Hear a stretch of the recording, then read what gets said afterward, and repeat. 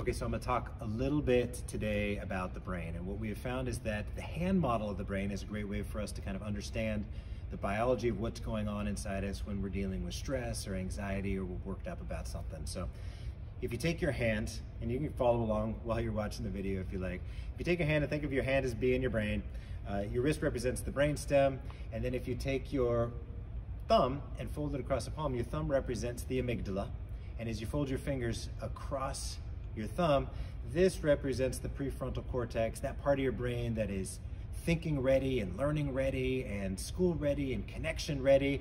I like to call this the sing and dance in the rain ready part of your brain. It's the part of the brain where you're rational and you're reasonable and you make sense of the world and all that kind of stuff happens. It's that part right behind your forehead if you're kind of oriented like this.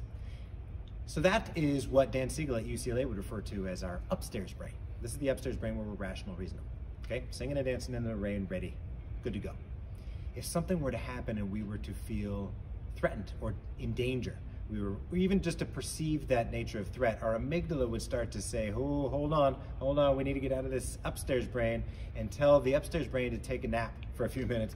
And the amygdala would then signal the downstairs part of your brain. This is the part of the brain that, the limbic system, the part of the brain that houses our flight, fight, freeze response to activate.